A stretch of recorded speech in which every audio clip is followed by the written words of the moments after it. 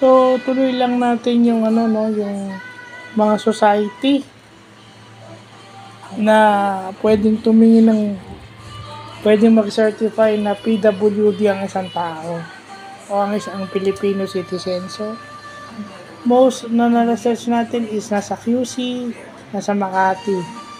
Yeah. Yung iba is malapit na sa Caloocan. So, SecG, malapit lang pala to, Makati, QC.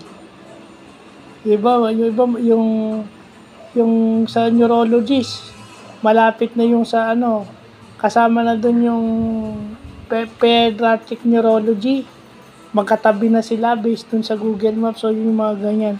So, susunod natin hahanapin yung mga tao para pwede tayo gawa ng letter regarding doon. Kung makakakita tayo ng kahit na sinong contact person doon sa mga societies na yun,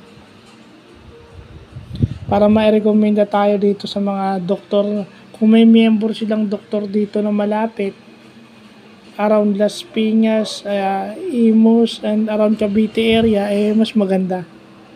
Pero kailangan muna tayo makapag-coordinate dun sa malalayong lugar kasi yun ang kanilang pinaka main starting point. So, yun lang yung ating ngayon sa mga PWDs, no? Ginagawa na po natin ang paraan, nakikipag-coordinate na po tayo sa mga society para po hanggat maaari less ang bayad o walang bayad. So, yun lang po.